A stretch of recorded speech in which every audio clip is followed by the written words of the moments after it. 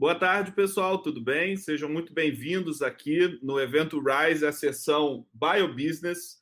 Hoje a gente vai falar de um tema que é caro a muitas das pessoas que estão aí assistindo, que é a capacidade de conseguir conduzir muitas das inovações e tecnologias que são desenvolvidas no meio universitário, no meio de pesquisas, para empreendimentos. Eu sou o professor Edson Renato, sou professor na UFRJ, trabalho na Escola Politécnica e na COP. Nessa sessão, eu vou estar com vocês com um time de peso. E sem muito mais delongas, eu vou chamar a primeira pessoa para começar a se apresentar para vocês, que é a Elaine Lima de Souza, ela que é gerente de marketing da GenScript Europa. A GenScript é uma empresa multinacional com forte know-how em serviços de pesquisa, e a Elaine é formada na UFRJ em Ciências Biológicas, modalidade médica, fez o seu mestrado e doutorado no Instituto de Biofísica, tem uma grande passagem na Holanda, e nesse meio de caminho ela percebeu a importância dessa atividade de inovação e pesquisa, empreendedorismo para o desenvolvimento da biotecnologia. Então, com vocês, pessoal, Elaine. Olá, boa tarde a todos. Saudações aqui da Holanda, diretamente da Holanda para vocês. Aqui já são 9 horas da noite, mas o sol ainda está aqui raiando, ainda bem. E é um prazer estar aqui participando desse evento, porque eu vou compartilhar aqui o empreendedorismo e os bionegócios tem sido, na minha vida, de extrema importância para a minha carreira profissional, especialmente para atingir o objetivo que eu sempre tive com a minha carreira científica. Como o Edson bem falou, a minha formação acadêmica foi toda na Universidade Federal do Rio de Janeiro, onde eu fiz meu doutorado, meu mestrado, também parte do meu pós-doutorado na verdade, foi até a nossa reitora da UFRJ, Denise Pires de Carvalho, foi sempre a minha orientadora, mentora e inspiradora para também seguir diferentes caminhos que são relacionados à ciência também. Então, a minha passagem na Holanda foi super importante para inspirar essa curiosidade sobre o bioempreendedorismo, sobre o biobusiness, e isso se deu principalmente porque eu chegando aqui, fazendo meu pós-doutorado na universidade, o caminho clássico, eu me vi num ambiente, né, vamos dizer, com um rico ecossistema de inovação, num país que é pequenininho, ao tamanho do estado do Rio de Janeiro, e tem mais de 10 parques da ciência só na área de biotecnologia, de life sciences, com mais de 2.000 empresas só dessa área. Então, eles têm um investimento muito grande em bioeconomia, principalmente porque a bioeconomia, a biotecnologia, é como se agora fosse o momento da revolução biotecnológica, como já foi da revolução industrial, da revolução tecnológica, e agora é a biotecnologia, é o life sciences, é o health. Principalmente a gente vê com a questão da pandemia, a importância da ciência para nos ajudar, para ter uma rápida resposta, para ajudar a nossa população com a geração de vacinas, de tratamentos. E também todas as questões do desenvolvimento sustentável, pela questão das pessoas estarem envelhecendo mais, pela questão de novas doenças aparecendo, e as novas tecnologias, principalmente com relação a precision medicine, quando você pode, a partir, por exemplo, do seu DNA, dos seus genes, identificar doenças antes mesmo delas estarem aparecendo. E para mim a questão do biobusiness foi extremamente importante, porque eu queria na minha carreira científica causar impacto social e econômico com o que eu estava fazendo. E eu vi essa transição para a indústria como uma maneira de trazer isso, né? Eu me encantei pelo bionegócios, eu fiz um curso na Holanda que foi especializado em biobusiness, e esse curso tem sido... na verdade, a Holanda tem se incentivado muito os cientistas para se integrarem mais com a relação dos bionegócios, para incentivar startups com incubadoras e aceleradoras de empresas. E também a questão de que você criar as startups, você enriquecer esse ecossistema de inovação, gerar essas novas empresas, você precisa ter a mão de obra qualificada para também estar ali participando desse crescimento e desse desenvolvimento econômico, social e o crescimento das empresas. E você precisa de profissionais qualificados para isso. E os cientistas com base em negócios, em biobusiness, têm sido um profissional em demanda, né, aqui, principalmente na Europa. Então, muitas empresas de biotecnologia e de life sciences estão recrutando doutores com alguma experiência em bionegócios para participarem da sua linha de profissionais da área comercial. E é onde eu estou hoje. Hoje eu trabalho com marketing. O meu primeiro emprego, vamos dizer assim, na área industrial foi com o desenvolvimento de negócios. E isso só foi possível porque, mesmo tendo a minha base científica, eu me inspirei em aprender sobre empreendedorismo, sobre bionegócios e poder trazer isso para a empresa onde eu estou hoje.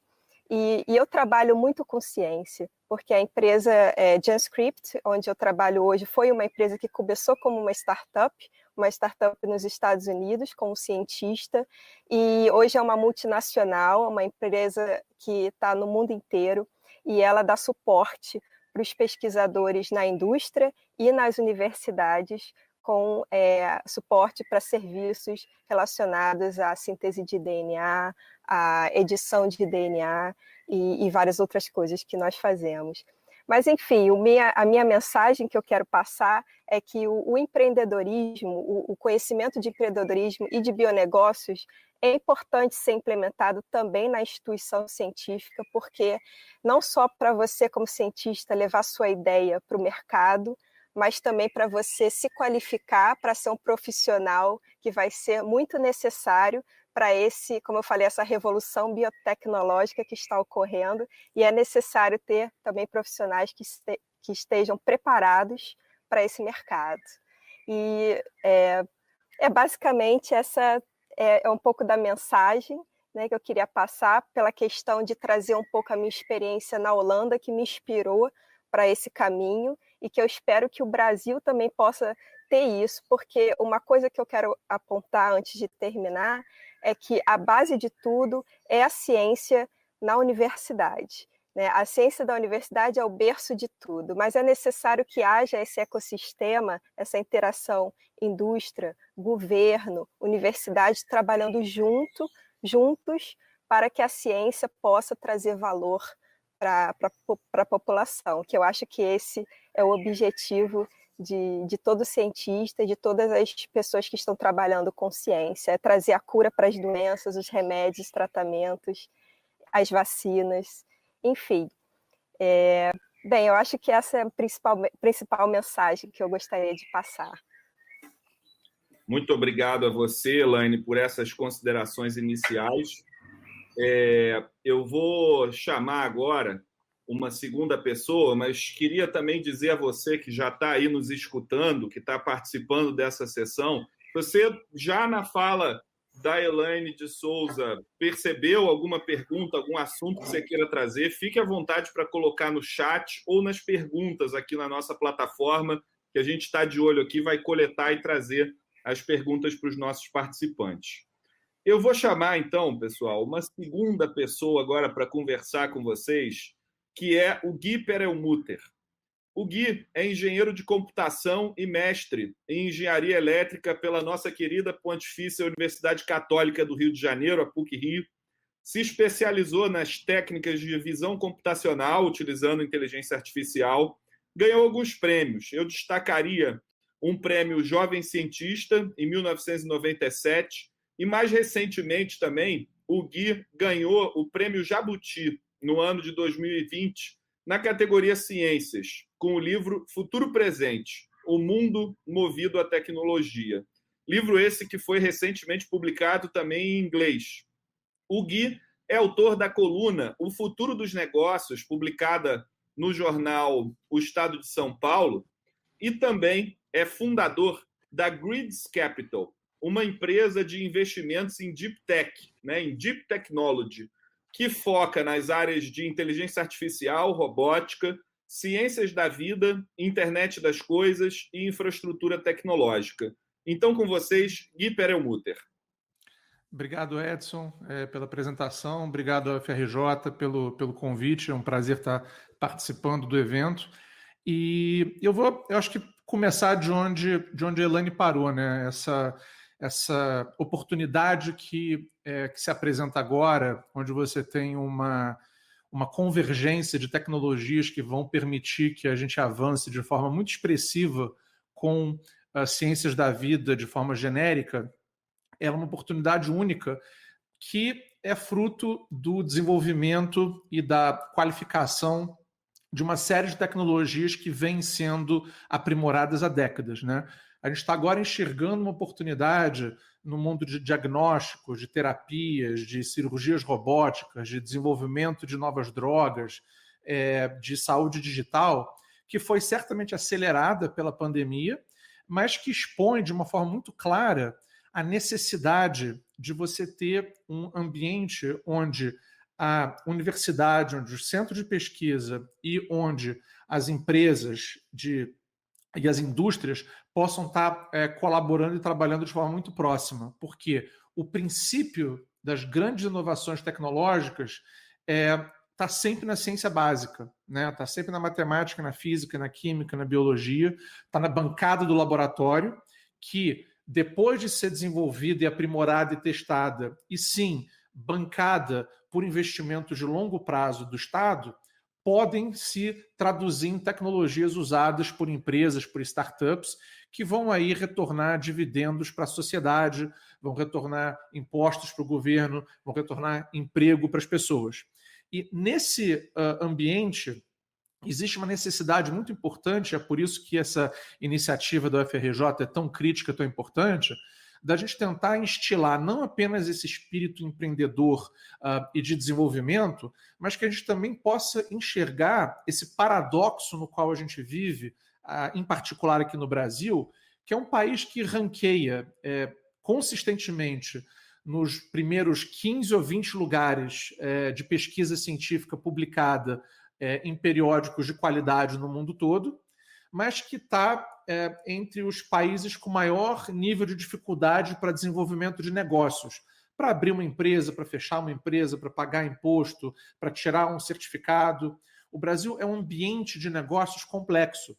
E mesmo que haja, de forma muito ativa, um esforço para que a gente tente acelerar e para que a gente tente empurrar essa característica empreendedora do brasileiro ou da brasileira, a gente esbarra no que diz respeito especificamente a Deep Technology, as tecnologias baseadas em ciências, com esse paradoxo, onde a gente tem pesquisadores e entidades de pesquisa de altíssima qualidade, mas a gente tem uma dificuldade muito grande de transformar isso em riqueza, transformar isso em produtividade, transformar isso em emprego, né? Só para dar uns números e deixar esse ponto muito, muito consolidado, em 2020, nos Estados Unidos, somente no segmento de ciências da vida, foram investidos em startups 34 bilhões de dólares apenas em 2020. Tá? Se a gente usar um câmbio de R$5, mais ou menos, estamos falando de 170 bilhões de reais. Tá? O orçamento do Ministério de Ciência, Tecnologia e Inovação para esse ano, discricionário, quer dizer, o que vai poder efetivamente ser alocado em pesquisa e desenvolvimento, não chega a 3 bilhões de reais, tá certo? E com esse recurso, com esse volume, a gente vai ter uma dificuldade muito grande de conseguir manter programas de longo prazo em instituições de primeiríssima linha, centro de pesquisa e universidades, que são a gênese, que são onde você tem o ponto de partida para toda essa cadeia de bioempreendedorismo, de inovação tecnológica, de desenvolvimento em ciências da vida. Então, o nosso trabalho na Grids Capital, além de fazer, obviamente, investimentos em empresas de alta tecnologia, é também tentar, dentro da nossa especialização, criar as condições para que seja percebido por todos os ângulos da sociedade a importância crítica para os próximos anos, para as próximas décadas, de a gente ter um país que esteja preocupado e que esteja investindo de forma maciça em deep technologies. Obviamente, ciências da vida certamente provavelmente uma das verticais mais importantes dessas próximas décadas, com a expansão da expectativa de vida das pessoas, com a qualidade de vida aumentando, com a capacidade que nós temos agora de criar vacinas em um prazo mínimo, né? A vacina contra a Covid-19, ela foi desenvolvida em 363 dias, né? Incluindo testes clínicos, porque o mapeamento do genoma do vírus foi feito em 72 horas depois do vírus detectado. A vacina que foi desenvolvida com maior velocidade antes disso levou 4 anos para ser desenvolvida. E a gente está realmente agora numa nova onda, num novo momento para o mundo de ciências da vida, e que os países que vão poder se beneficiar disso são os países com uma base científica e acadêmica robusta e que tenham um ecossistema de inovação pujante. É um prazer de novo estar aqui, agradeço a oportunidade e volto agora com o Edson. Muito obrigado, Gui Perlmutter, pela exposição inicial. E eu vou passar agora para a terceira pessoa que vai se apresentar aqui, que vai estar conosco nessa hora, que é a Renata Banitz Fernandes. Ela que é sócia fundadora da empresa, da startup de biotecnologia BioBriar. Renata começou a carreira na área de biologia, na Unesp, tem um doutorado em genética pela USP e cofundou essa empresa, BioBriar, depois de ter passado por experiências internacionais nos Estados Unidos, pesquisando fosfolipase, fez um doutorado sanduíche no Uruguai sobre cinética enzimática e agora tem trabalhado junto à BioBriar, que tem recebido algumas comendas, algumas vitórias, inclusive em editais e treinamentos de empreendedorismo. É uma empresa, essa BioBriar, de biotech, que atua na produção de biomoléculas de alto valor agregado, como o biofármaco asparaginase, o ácido hialurônico. Então, para falar um pouco sobre essa experiência com vocês aí, Renata Banitz Fernandes. Muito obrigada, Edson, pela introdução. Muito obrigada também pelo convite. É uma honra estar aqui. É sempre muito legal compartilhar um pouco da minha experiência, né, com as pessoas. Então, como o Edson falou muito bem, né, eu venho de uma trajetória acadêmica, sou bióloga e dentro da minha faculdade eu praticamente não ouvi falar em empreendedorismo, né? Se fosse só pela faculdade, mesmo na pós-graduação, isso não é muito abordado. Isso é uma coisa que eu vejo hoje em dia de maneira muito triste, porque isso já é muito comum fora do país, né? É trivial essa parte de empreendedorismo ser discutida entre os alunos e a gente acaba vendo pouca possibilidade no nosso futuro com o empreendedorismo, né? Então, muita gente só pensa na área acadêmica ou eu quero trabalhar na indústria, mas assim, não pensa em inovação. E mesmo a pessoa tendo um pós-doc, um doutorado, ou mesmo mestrado, com alguma coisa muito aplicável. Então, mesmo a pessoa trabalhando com isso, muitas vezes ela não enxerga como pode trazer isso para a sociedade. Então, eu comecei a me embrenhar assim, no empreendedorismo justamente porque eu via esse gap e me incomodava bastante. Muitos projetos incríveis dentro da universidade, né? Todo esse dinheiro investido, todos esses pesquisadores de alto nível trabalhando naquilo para ficar na universidade. Esse conhecimento não vai para a sociedade também. Isso é um dos motivos de que a sociedade muitas vezes não confia muito na universidade ou nas pesquisas que estão sendo feitas porque ela não conhece, né? Eu sei que esse cenário está mudando, ainda bem. Eu vejo muitas iniciativas durante a graduação agora, já falando muito em empreendedorismo, na pós-graduação também.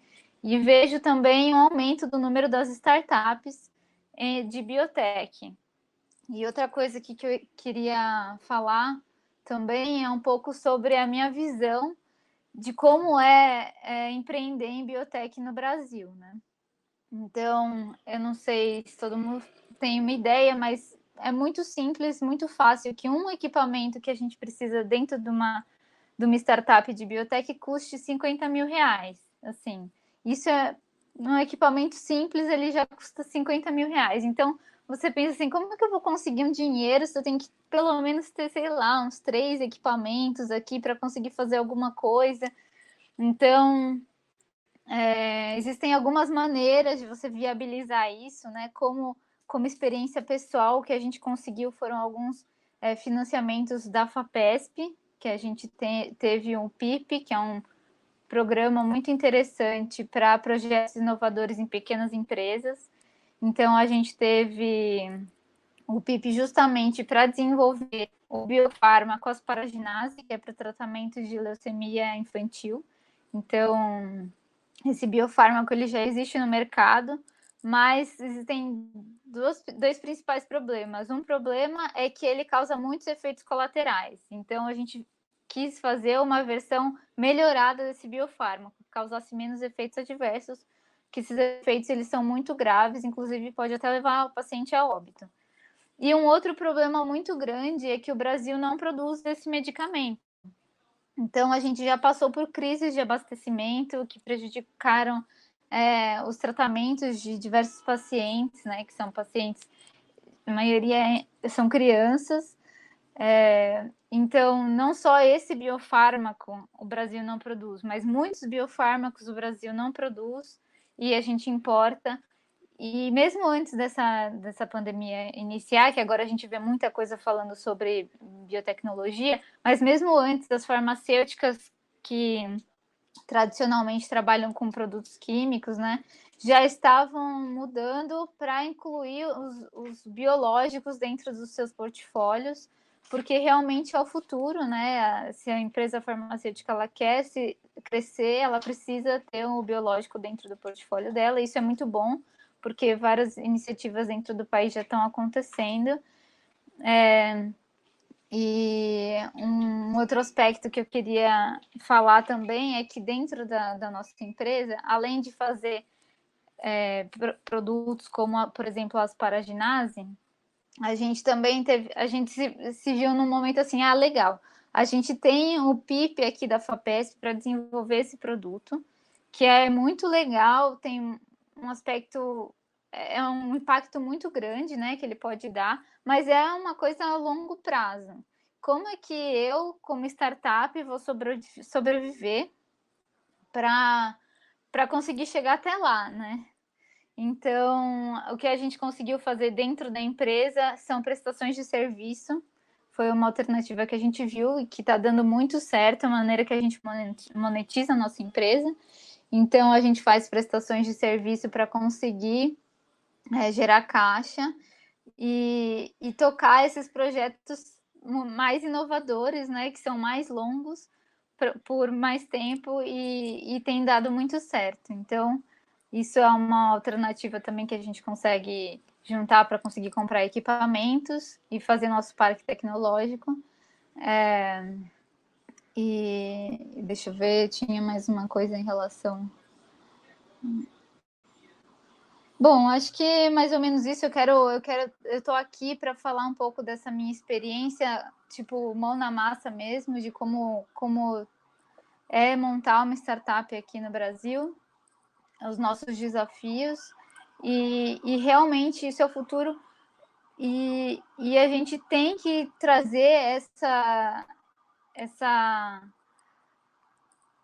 essa prática no Brasil, expandir muito, porque, por exemplo, em outros países que eu já visitei, as startups elas podem iniciar em parques tecnológicos que você já tem toda uma estrutura feita, você só precisa de uma bancada, você paga lá uma mensalidade, você tem uma bancada para trabalhar e você tem todos os equipamentos à disposição.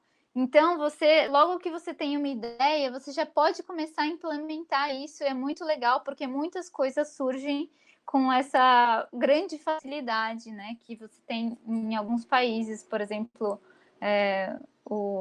lá na Inglaterra, na Suíça, isso é muito comum. Então, isso é muito interessante, e aqui a gente tem alguns entraves, né? Mas a gente também tem oportunidades. E além de ter oportunidades financeiras, a gente tem muitas oportunidades, porque aqui ainda falta muita coisa. Então, é muito fértil ainda. Se você quer empreender em biotech, você nem precisa fazer uma inovação disruptiva, por exemplo. Você pode pegar algo que já existe fora do país e implementar no Brasil. E isso é muito válido, porque você tem um país enorme que tem muitas pessoas que necessitam, né, dessas tecnologias. Acho que é isso que eu queria trazer. Legal. Muito obrigado, Renata, por essas considerações iniciais. Eu vou começar agora um debate com vocês três e também com o nosso público que está aqui assistindo. E eu queria trazer, né, recordando uma parte da fala do Gui e lembrando o número, né? 3 bilhões de reais é o orçamento discricionário do MCTI. A gente vê números, né? Eu falo 3 bilhões de reais perto da Elaine, a Elaine que está aí na Holanda, isso aí é um início, né? Isso aí é quantos por cento? 5%, 10% do orçamento nacional, né? E quando há prioridades, esse orçamento realmente, internacionalmente falando, nessa área de biotech, é muito maior do que o nosso. Então, eu queria discutir com vocês essa questão das prioridades e tanto falar desse assunto num nível nacional, porque apesar de nenhum de nós quatro sermos decisores, agentes públicos decisores nesse aspecto, todos somos cidadãos. Temos, portanto, opinião sobre esse aspecto. Mas eu queria também que vocês abordassem sobre o outro lado. Eu estou ouvindo vocês aqui, os três com trajetórias notáveis dentro desse campo, e aí eu me sinto inspirado de começar a trabalhar nessa área. Eu tenho certeza que tem muitos colegas que estão nos assistindo aqui agora, que estão ali terminando seu doutorado, estão considerando seguir os passos que vocês aí estão delineando. E aí eu queria discutir que prioridades esses indivíduos podem ter em termos também de áreas. A Renata começou a falar, talvez, Renata, você pudesse começar falando também da tua experiência. Você trouxe a questão de poder ter uma ideia e começar a colocar no papel, mas eu te pergunto, quais são as prioridades? É qualquer ideia? Você enxerga áreas da biotech que são mais prioritárias, áreas que cabem no nosso orçamento nacional, ou você considera que eu já tenho que de cara pensar internacionalmente, como fez Elaine, arrumar um parceiro internacional, ou começa pequeno pelo Brasil e em que área, Renata? Então, eu acho que muito vai depender do que você já sabe fazer, né? Acho bom você empreender naquilo que você sabe, mas uma coisa que eu luto até hoje comigo mesma é porque na academia a gente aprende a ter um apego muito grande aos produtos que a gente faz dentro do laboratório, né? Então, você vê a sua tese ali, você fala, não, esse aqui é o meu produto, eu amo ele e tal, eu quero levar ele para frente. Só que não adianta ter um produto que funciona maravilhosamente bem, que ninguém queira comprar. Então, você tem que ter isso claro na sua cabeça o tempo inteiro. Isso é muito legal. Alguém quer? Quem quer? Quanto que pagariam? Então, não pode se desviar disso. Áreas que estão em ascensão, assim, eu acho que é bastante biologia sintética. Acho muito interessante. Inclusive, a gente começou a andar nessa área também com ácido hialurônico. Então, por exemplo, para quem ainda não tem muita familiaridade com o assunto, o ácido hialurônico todo mundo vê aí em cremes, em injeções, né, que as pessoas aplicam. E ele geralmente é produzido por uma bactéria que ela é muito patogênica, então você precisa de um ambiente muito controlado, isso é muito caro. Ou também você pode pegar de cartilagens de mamíferos, assim, por exemplo, crista de galo, tem bastante ácido hialurônico. E o que a gente tem agora é uma levedura, né, uma levedura como se fosse a levedura do pão, que ela produz dentro dela o ácido hialurônico. Então, geralmente você usa organismos que não teriam problema de ser ingeridos ou coisas assim, para você construir rotas dentro dele para produzir moléculas de interesse. Isso daí é uma área que eu acho bastante forte hoje em dia, mas eu também acho que se você vê alguma coisa fora do país que é muito legal e não tem no Brasil, é muito você pensa bem se isso não é interessante de você implementar, porque você já viu que deu certo. Já viu que deu certo em algum lugar, pode ser que dê certo no Brasil também. Lógico que você tem que fazer as comparações e tudo para poder iniciar. Mas eu acho um bom caminho, né? Um caminho mais seguro. Você pode fazer uma coisa assim em paralelo com uma coisa mais radical. Porque, como eu disse, essas inovações radicais, elas levam muito tempo e muito dinheiro. Então, você vai ter que buscar investidor, ou você vai ter que buscar programas, por exemplo, da FINEP ou da FAPESP, para conseguir verba. Então, eu acho que é muito bom você balancear aí uma coisa que é mais a longo prazo com uma coisa mais a curto prazo. E Elaine? Eu concordo com a Renata que uma coisa importante é essa questão de você ter essa análise da aplicabilidade do que você está pesquisando. E isso é uma coisa que, para mim, como cientista, mais de 10 anos trabalhando em ciência, foi uma coisa muito difícil de compreender. E quando eu entrei na indústria, eu vi que isso realmente é essencial. Seja para você começar a sua empresa e ter o seu business plan, você tem que saber como você vai gerar a renda daquilo ali que você está desenvolvendo. E você tem que aprender que, às vezes, um projeto é o do seu coração, mas talvez você tenha que desvirtuar por um caminho que vá te dar mais frutos. Então, é necessário ter essa transição. E isso você aprende quando você tem uma base de negócios, de empreendedorismo, dessa base que quem não é cientista, quem é empreendedor, já entende, isso é natural, mas para a gente na ciência a gente tem que se desprender um pouco e começar a ver, ok, essa ciência aqui tá me gerando essa descoberta, mas será que se eu aplicar diferente poderia ter melhores resultados e gerar uma patente ou gerar valor, né? E a mesma coisa é quando se está na indústria. Na indústria, vários projetos são realizados e o pesquisador na indústria que desenvolve novos fármacos, etc., eles também estão a todo momento parando o projeto, iniciando o projeto. Isso é normal. E uma coisa que é interessante que a Renata também falou, a questão dos equipamentos, que são caríssimos e uma empresa startup não tem como adquiri-los. E realmente a questão de você ter um parque da ciência, um ambiente com infraestrutura que pode ser compartilhado, você vai ter muito mais chance de você ter disponibilidade daquele equipamento caro para várias startups usarem.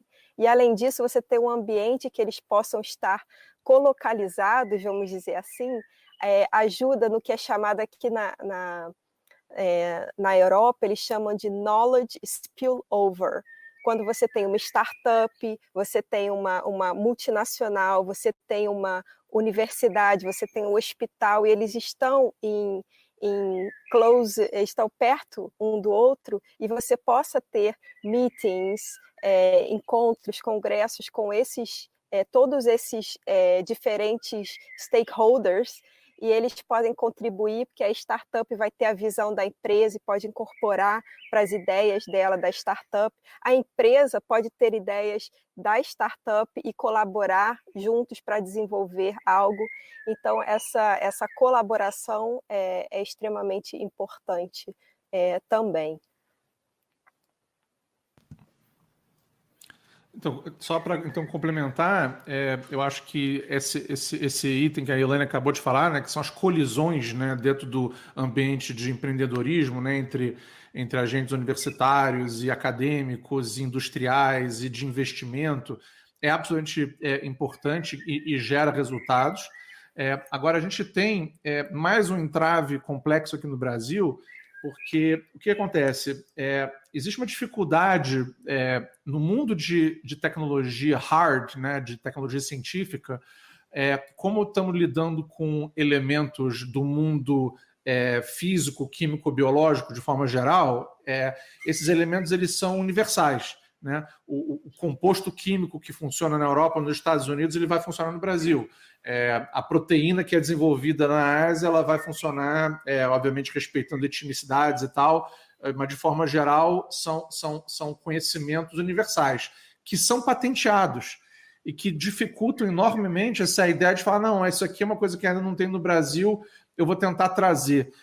E para piorar um pouquinho, né, o Brasil é o país, até pelo menos 2018, 2019, se eu não estou enganado, isso pode ter mudado, mas eu não tenho certeza, é o Brasil com maior prazo entre o depósito inicial de um pedido de patente e a concessão final da patente. O Brasil leva, se eu não estou enganado, 96 meses, em geral, entre o início e fim desse processo. É de longe o país que mais demora a conceder uma patente no mundo. Tanto que é comum um pesquisador brasileiro ou brasileira ele fazer o depósito da patente nos Estados Unidos ou na Europa, não apenas porque o prazo é muito mais reduzido, mas porque o processo de depositar e de garantir uma patente no Brasil ele ainda é complexo, que só adiciona, né, a lista de dificuldades que uma empreendedora ou um empreendedor vai ter aqui. E só para arrematar, para voltar para o Edson, para ele poder avançar com a discussão, uma coisa que eu acho que é importante que se diga é o seguinte, essa percepção que a gente tem do prazo de desenvolvimento de uma startup de base científica, ela é correta, ela é legítima. E é exatamente por isso que o papel da universidade e do trabalho de mestrado, doutorado, de pós-doutorado é tão importante. Porque frequentemente, quando aquela aluna ou aquele aluno não tem a convicção de que quer seguir uma carreira acadêmica, que é algo que é necessário e que a gente vai continuar vendo, mas que não há espaço para todos, né? Alguns desses alunos ou alunas vão dizer, não, eu quero tirar o meu doutorado, o meu pós-doutorado, mas eu quero uma experiência diferente, eu quero participar e colocar essa inovação no mercado, na indústria, o que quer que seja. Um pedaço importante da vida dessa startup que está sendo criada começou ali no trabalho acadêmico, no trabalho de pesquisa. A gente aqui na Grids, a gente tem, é muito comum, é muito frequente que as startups que eles estejam olhando, quando elas estão trabalhando num determinado projeto, eles já estão fazendo uma coisa que tanto a Elaine quanto a Renata destacaram, elas estão resolvendo um problema, né? Elas não estão apaixonadas por uma solução que não atende a ninguém. Isso aí eu concordo de número e grau com ambas. Estão resolvendo um problema. E esse problema ele começou a ser desenvolvido, a ser descoberto, a ser entendido na universidade. Utiliza-se de forma muito comum o escritório de propriedade intelectual da própria universidade para ajudar com o processo de entrada de patente, de formatar aquela ideia como uma potencial empresa, de já garantir até royalties para as universidades que estão envolvidas na pesquisa e nos professores que estão orientando aquele trabalho. Por quê? Porque esse ciclo é virtuoso e quando você enxerga esse ciclo funcionando, você tem coisas exatamente como os que a gente consegue enxergar hoje, né? Um ambiente de inovação onde os investidores, tanto corporativos quanto pessoas físicas, quanto institucionais, têm interesse de alimentar e de participar, dada não apenas a remuneração econômica, mas no caso específico de biotecnologia, os benefícios que isso traz para a saúde da população de forma geral. Legal, Guia. Eu tenho aqui, pessoal, algumas perguntas que foram colocadas no chat. Eu vou tentar fazer o máximo possível de perguntas para ver se a gente consegue responder a todo mundo. E aí eu peço que a gente seja bem ágil aí na resposta nesse bate-bola para a gente poder concluir no tempo. Elaine, vou começar com você. Nós temos perguntas específicas aí para que você possa responder. Vou te ler aqui a pergunta que foi feita pela Paula Gonzaga, aqui diretamente do nosso chat. Ela te pergunta o seguinte: Elaine, o que a sua experiência em startup fora do país pode nos trazer de informação do que ainda precisamos fazer aqui para nos tornarmos competitivos e viáveis no setor de biotech? Nossa, que pergunta profunda, né?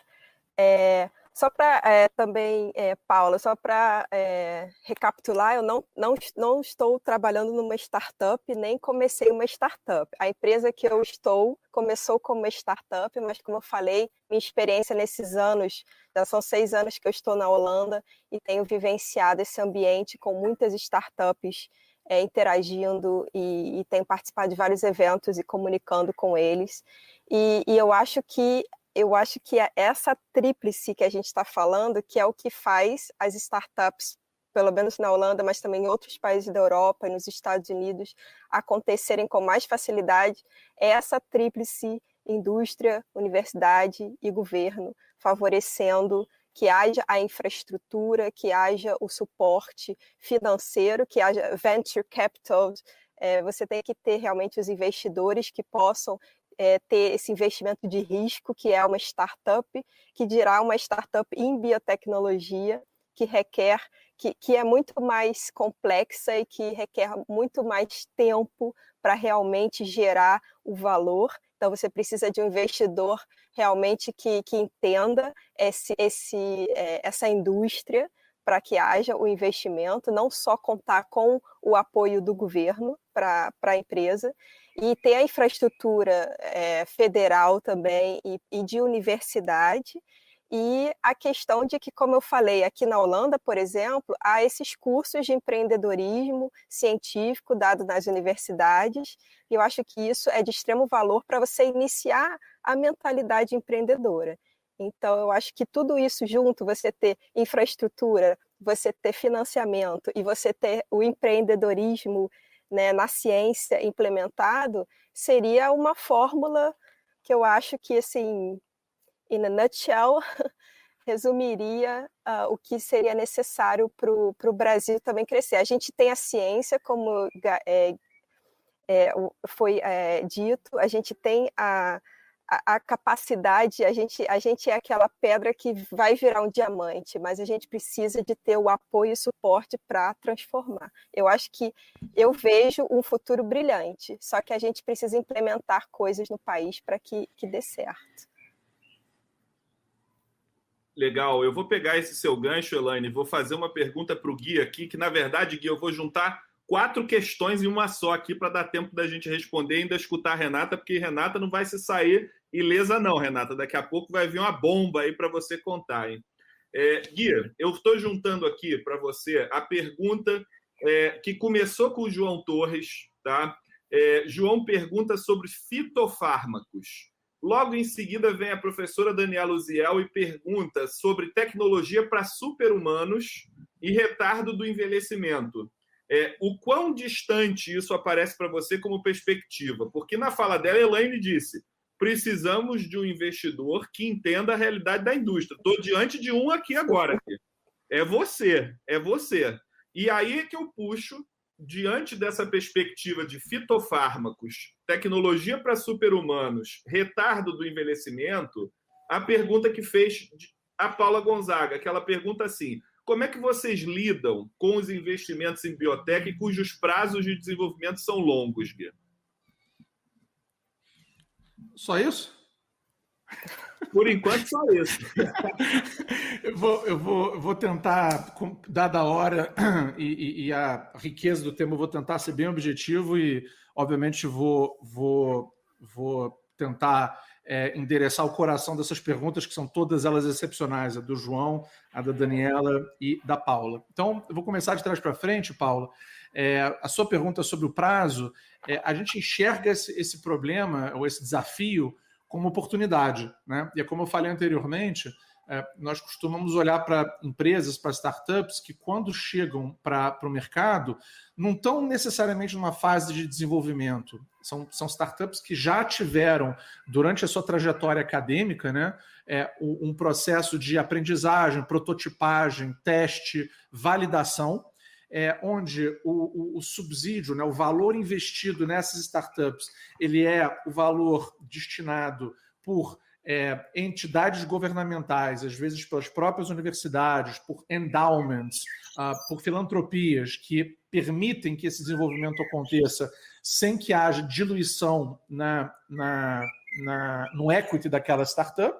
E quando a gente vê essa startup, quando ela surge aqui para a gente, ela já tem algum tipo de risco diluído dado esse projeto. Não quer dizer que a gente não está falando de jornadas de 7, 8, 10 anos, de forma alguma, mas a gente já consegue enxergar com uma outra ótica, porque já existiu uma preocupação de preparar e proteger essa empresa lá desde a época da academia, e é por isso que, fazendo eco aí com a Elaine e com a Renata, essa parte da experiência acadêmica de empreendedorismo e de planejamento já é tão importante. Depois, essa pergunta da professora Daniela, né, dos super-humanos e do retardo do envelhecimento, essa é uma área que está quentíssima, né, aqui no nosso mundo de investimento em biotechnology, porque ela casa exatamente a capacidade que você tem hoje de, ao analisar populações específicas e os seus genomas, a capacidade que você tem de identificar funcionalidade ou tentar estimar funcionalidade naquele genoma com características específicas, regulação do corpo, regulação térmica do corpo, metabolizar carboidrato, produção de insulina, quer dizer, você tem vários bolsões de populações específicos que estão sendo estudados para você conseguir destilar, desenvolver novas drogas, novas terapias que podem estar atuando nessa direção. Então, nesse aspecto, existe muita pesquisa acontecendo. Obviamente, a gente falou rapidamente aí ao longo do nosso painel de CRISPR, né, de manipulação genômica, e a Elaine está hoje no coração de uma das provedoras desse tipo de tecnologia no mundo, que trazem e que abrem a porta para dilemas éticos e desafios éticos de proporções enormes, né? Eu acho que ninguém discute a utilidade de você poder editar um genoma para evitar uma doença ou para prevenir uma doença, dado não apenas o custo emocional como o custo econômico, mas na hora de você começar a falar de editar o genoma para aumentar a probabilidade de uma pessoa ser mais alta, ou mais inteligente, ou mais forte, ou com os olhos de uma certa cor, a gente entra num debate complexo e que ainda vai dar muito pano para manga, né? Então, esse é um aspecto que também está nessa categoria. Na parte de retardo de envelhecimento, as estatísticas estão aí, né? Nós, como seres humanos, a gente está empurrando a nossa longevidade a um ritmo de mais ou menos 3 meses a cada 18 meses. Então, uma criança que nasceu há 18 meses atrás, ela tem uma expectativa de vida que já é 3 meses menor do que uma criança que está nascendo hoje. O mundo saiu de um lugar onde no século XIX, né, no início do século XIX, final do século XVIII, a gente está falando de pessoas chegando aos 40, 50 anos de forma média. Hoje a gente tem vários países do mundo que têm uma idade média de mais de 80 anos e globalmente o mundo já está em 74 anos de expectativa de vida, e esse número vai continuar aumentando graças exatamente a você fazer diagnósticos precoces, a você ter novos medicamentos mais eficientes, e são duas áreas que têm uma avenida para ser desenvolvida aí dentro do universo de ciências da vida e de venture capital. E por último, né, o João foi o primeiro a perguntar, mas ficou por último, nos fitofármacos, esse é um dos lugares, esse é um dos diferenciais que o Brasil poderia explorar de forma bastante expressiva, né? O Brasil ele tem uma reserva florestal, uma reserva de vários tipos de plantas e de diversos tipos de componentes únicos que poderiam sim ser explorados. Há iniciativas para isso. A gente tem um programa que está sendo desenvolvido hoje com a Emerge, que é uma entidade que justamente tenta aproximar a academia da indústria, com foco na Amazônia, com foco em você conseguir desenvolver fitoterápicos, e isso é algo que, dado o foco correto e dado o desenvolvimento correto, de novo, aí sim o Brasil tem um diferencial competitivo importante, porque a gente tem aqui no nosso quintal uma biodiversidade extraordinária que, corretamente analisada, corretamente explorada, poderia reverter em resultados importantes, tanto de saúde para a população, que é o mais importante, quanto de benefícios econômicos de uma forma muito geral. Eu vou passar agora para as perguntas para a Renata. Renata, temos aqui um conjunto de perguntas também, eu vou juntar novamente para você.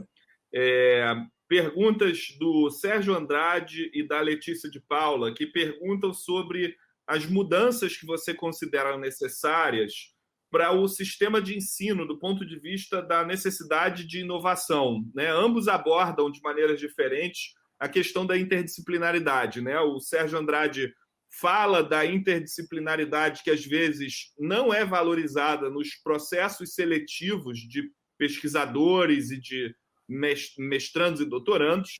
E a pergunta da Letícia fala também sobre a questão do diálogo interdisciplinar com outras áreas e questões éticas que aparecem. Então, eu queria pedir para que você comentasse um pouco sobre o que você enxerga da necessidade de interdisciplinaridade dentro da pesquisa e do desenvolvimento de startups biotecnológicas. E também, se você puder comentar um pouquinho sobre o marco legal. Eu não sei se você já conhece aqui uma pergunta da Débora, que gostaria de saber um pouco mais sobre a tua opinião do marco legal. Não, legal. Na verdade, eu acho que a gente tem um problema um pouco estrutural, né? Que desde que a gente está na escola, a gente vê tudo em quadradinhos, dividindo por disciplinas, e a vida real não é isso, né? Inclusive, é um problema que os próprios alunos não engajam muitas vezes nas disciplinas, porque eles falam assim, para que eu vou precisar aprender isso? Porque, na verdade, a gente não vê realmente como as coisas são aplicadas na vida real, né? A gente vê ali a teoria. E além de ficar pouco atrativo, você realmente não enxerga como aplicar na sua vida. E a gente vai passando isso também durante a graduação e pós-graduação, em que, na verdade, a gente vai se especializando cada vez mais em uma coisa específica, né? Geralmente, você é muito bom na pós em analisar uma proteína de um organismo que faz uma atividade. Então, a gente realmente tem que tomar cuidado com isso, porque para empreender é exatamente o oposto. Você tem que saber de várias coisas, inclusive isso é muito importante quando você vai montar a sua equipe. Você precisa de pessoas que entendam de negócios, pessoas que entendam de marketing. E muitas vezes no início da sua startup você não vai ter nada disso. Então você mesmo vai ter que ir se moldando e aprendendo sobre diversas coisas. Por exemplo, no meu caso, né, a gente vê desde armário que tem que comprar, vê instalações que tem que fazer para conseguir certificações, você tem que entender da parte técnica, você tem que conversar com investidores, você tem que escrever projetos para agências de fomento, você tem que fazer até gestão de pessoas também. Então, realmente, uma coisa que o mundo de empreendedorismo tem é a interdisciplinaridade. Então, isso é realmente muito importante. Você pode começar já a treinar isso desde sempre, né? Participar de programas de inovação é muito importante. O Gui falou do Emerge, realmente é incrível. Eu já participei de um Emerge Labs, numa rodada Eurofarma, foi muito interessante. Eles têm muito disso mesmo, de trazer. Eles também têm uma trajetória acadêmica, né? De trazer isso para os acadêmicos. Então, eles falam com uma linguagem que a gente entende e vai indo aos pouquinhos para liberar a gente para o mundo de empreendedorismo. Também tem a Biominas, que eu gosto muito, recomendo os cursos, tem cursos online muito interessantes para você fazer, então isso é muito importante. E o Marco Legal realmente foi muito importante, né, para as startups. Uma coisa que eu queria comentar também é que as universidades, apesar de já ter muitas coisas que você pode fazer, muitas vezes as pessoas não sabem, mas dentro das próprias universidades é possível você incubar startups. Apesar disso ser muito raro, isso já é possível. Provavelmente, se você quiser fazer isso, você vai ter que lidar com uma burocracia, mas você pode conseguir. Então, se você não tem dinheiro, muitas vezes, para pagar uma incubação que pode ser cara, dependendo do estado que você está, você pode usar esses recursos de iniciar bem próximo da universidade e depois ir se soltando aos poucos conforme você vai monetizando a sua empresa. Legal. Obrigado, Renata, pelos comentários, pelas respostas aí às perguntas. Queria agradecer, então, pessoal, nós estamos chegando ao final aqui do nosso evento, agradecer a vocês que perguntaram, vocês que assistiram os nossos palestrantes até o momento e pedir aí uma palavra final, uns 30 segundos, 1 minuto de cada um deles, e vou começar aí pela Elaine. Por favor, Elaine. Bem, eu gostaria de terminar, primeiramente agradecer, né? Eu acho que foi uma conversa super bacana, eu acho que o conteúdo foi exatamente o que precisava ser falado, e para terminar com um call to action, vamos ver se a gente começa a incentivar o pessoal das universidades a, não sei como, mas tentar investir em que haja mais esse assunto de empreendedorismo mais divulgado e que o Brasil possa desenvolver realmente esse ecossistema que eu tenho certeza que vai ser, tem tudo para dar certo. Obrigada. Obrigado, Elaine. Gui. Obrigado pelo convite, obrigado pela oportunidade de divulgar um pouco as ideias e espero revê-los aí em breve numa próxima oportunidade. Obrigado. Renata. Bom, eu queria dizer para você ir atrás, assim, se você tem alguma coisa que você acha que alguma empresa pode se interessar, vai lá, conversa com a empresa, vê editais para você conseguir avançar nisso, conversa com pessoas que já fizeram uma startup, ainda tem uma startup, vai dentro de um parque tecnológico, vê como que é a realidade, e é isso, não deixa essa conversa acabar aqui, né? Legal. Muito obrigado a vocês, pessoal, por terem participado, a você que está assistindo. Agradeço também aos organizadores do RISE, a professora Daniela, a professora Andréia e tantos outros colegas que estão aqui trabalhando para que esse evento aconteça, em especial também a Gabriela Sayag, que está aqui conosco na salinha e nos ajudando aí a fazer esse evento. Pessoal, uma boa tarde a todos, para quem está aqui no Rio de Janeiro, para quem está no Brasil, para a Elaine, uma boa noite, pessoal. Obrigada. Muito obrigado. Obrigada.